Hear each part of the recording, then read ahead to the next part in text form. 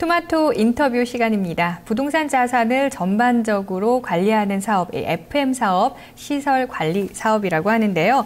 해외 선진국에서는 이미 전문 분야로 자리 잡고 있지만 우리나라 시장에서는 아직까지 단순 용역이라는 이미지를 벗어나지 못하고 있습니다. 그래서 오늘 이 시간에는 시설 관리 산업에 대해서 알아보고요. 그 전반까지 짚어보도록 하겠습니다. 자, 도움 말씀을 주실 분 모셨는데요. 염규원 세안텍스 대표입니다. 대표님 안녕하세요. 네, 안녕하세요. 반갑습니다. 네, 반갑습니다. 자, 세안텍스라고 한다면요. 오피스 빌딩 그리고 또 주상복합 등 다양한 시설 관리로 업계에서는 좀 익히 알려져 있는 기업인데요. 시설 관리업이라고 한다면 구체적으로 어떤 일을 하는 겁니까? 부동산 소유자를 대신해서 일반적인 시설에 대한 유지, 보수, 에너지 관리 이런 부분들을 하고 있고요. 다음에 공공건물 중에서 민자를 가지고 건축된 일부 시설물들, 학교라든가 군 관사 또는 지자체의 청소년 문화회관이라는 이런 부분들에 대해 20년간 운영을 하고 있습니다. 네, 그렇군요. 시설 관리업이라고 한다면 이 건물을 총체적으로 관리하는 것이다 이렇게 볼 수 있겠는데요. 시설 관리업에 대한 우리나라 입지는 어떻습니까, 대표님? 우리나라의 에너지 요금 절감이나 시설 관리비 절감은 각종 설비의 기술적 향상에 의존할 수도 있습니다. 그러나 누가 어떻게 제어하느냐에 따라서 같은 시설이라 하더라도 에너지 관리 비용이 30% 정도의 편차를 가져올 수 있습니다. 그만큼 첨단 기술 이상으로 사람의 힘이 크다고 할 수 있는 거죠. 그럼에도 우리나라의 경우에는 시설물의 LCC 관리라든가 에너지 성능 향상을 위한 시설 점검 노력은 좀 미미한 수준입니다. 이마저도 예산이 반영된 대형 건물에는 적용이 되지만 일반에게 분양되는 일반 건물들, 분양 건물들은 예산 자체가 없습니다. 그래서 단기적 비용 절감에 급급한 나머지 각종 설비의 수명 연장이나 효율성 증대를 위한 거시적 접근이 잘 안 되는 경향이 있죠. 지난해 제가 일본 협회를 방문을 했을 때 그 관계자들의 말에 의하면은 원전 사고 이후에 에너지 관리 비용을 한 30% 정도를 절감해도 가동이 된다고 하였습니다.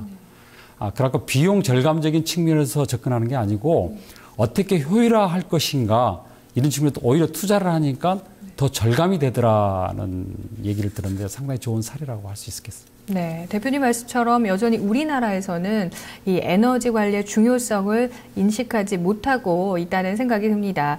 소비자들에게 에너지 관리의 중요성을 인식시킬 수 있는 방법이 있을까요? 네, 에너지 하면 우선 비용으로 인식하고 있죠. 그러나 비용보다 기후변화에 미치는 영향을 고려한다면은 건전한 지구 환경을 유지하는 것이 그러한 도덕적 가치를 공유해야 된다고 봅니다. 유럽에서는 시설 관리에 대한 세계적 컨퍼런스가 자주 열립니다. 그래서 그런 가치를 공유하고 확산시키고 있는데 우리나라도 다행히 친환경 건물 확산이라는 그런 일환으로 지난해 12월에 송도에서 테스트베드용 건축물을 지었습니다. 준공이 작년 12월에 됐거든요.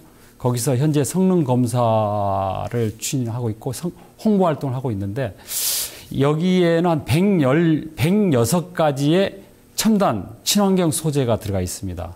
이런 부분들은 에너지 절감 기법을 활용하고 있는 이런 학계의 노력에 대해서 여러 매체를 통해서 가치를 공유하고 소비자의 인식 변화가 이루어지길 기대해 봅니다. 네, 그동안 대표님께서는 업계에 계시면서 개선할 점이 필요하다 이런 점을 인식을 하셨는데 우리나라 시설 관리 산업을 위해서 어떤 점이 가장 먼저 개선이 돼야 할 것이라고 보십니까? 네, 말씀드린 바와 같이 설계 시공 관련 전문가는 상당히 높은 수준으로 유지하고 있습니다. 반면에 영선이나 전기, 설비, 방제 이런 부분들의 그 분야별 현장 관리인들의 전문가 양성은 아주 우리나라는 상당히 미미한 수준에 머물러 있습니다. 그 이유는 급여 수준이라든가 이런 처우가 너무나 열악한 상황입니다. 일반 건물이나 공동주택에 근무하는 시설직의 경우에는 아마 최저 수준에 머물러 있다고 볼 수 있습니다. 제가 해야 될 가장 시급한 일은 바로 이러한 고급 인력의 양성이고 처우 개선을 위해서 노력을 경주해야 될 것이라고 생각합니다. 이러한 구조적 문제는 민간에게만 맡길 것이 아니라 일정 부분은 법제화를 통한 시설 관리의 효율성을 증대해야 할 것으로 저는 생각하고 있습니다. 네, 시설 관리에 대한 고급 인력이 필요하다고 말씀을 해주셨어요. 그렇다면 최근 시설 관리 전문가를 키우기 위한 노력도 진행 중인 것인지 학회의 노력과 그리고 또 앞으로의 전망 부탁드릴게요. 네. 시설 관리에서 앞서가는 나라들의 경우는 영국 같은 경우는 불이암이라는 제도, 그다음 미국은 리드라고 하는 이런 친환경 인증 제도가 있습니다. 그래서 건물에 대해서 등급을 매기고 인증을 해주는데 이렇게 하려면 고급 인력이 필요하게 되잖아요. 그래서 어떤 시설 자격증 제도가 많이 활성화돼 있어요. 우리나라도 좀 늦었지만 지난해부터 FM 학회에서 우수한 교수님들을 이제 모시고 시설 경영 관리사 KCFM 이 제도를 지금 마련했습니다. 시행하고 있습니다. 이것은 미국의 CFM이나 일본의 CFM J와 같은 동일한 수준의 자격제도로서 FM어를 양성하는 과정입니다. 그러니까 기본 지식, 도구, 실무를 다루어 전문가를 양성하기 위한 것이며 FM 산업이 앞으로 발전하는 데 큰 도움이 되리라고 생각합니다. 네, 그렇군요. 대표님 마지막으로 앞으로의 포부 말씀해 주세요. 네. 조금 전에 말씀드린 친환경 건물 확산 이런 부분도 해외 진출을 목표로 국토교통부하고 대기업에서 지원하여 수행하고 있습니다. 네. 저희 세안텍스에서도 해외 진출을 위해서 영국 법인을 지금 출범하였습니다. 그리고 지금 현재 태국 방콕에 에너지 관리 사업을 진행 중에 있거든요.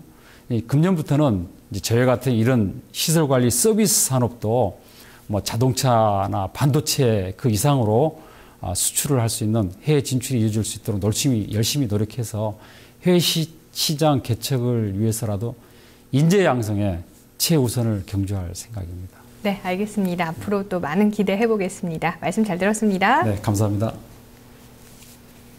네, 오늘 토마토 인터뷰 시간에는요, 시설 관리업에 대해서 염규현 세안텍스 대표와 함께 이야기 나눠봤습니다.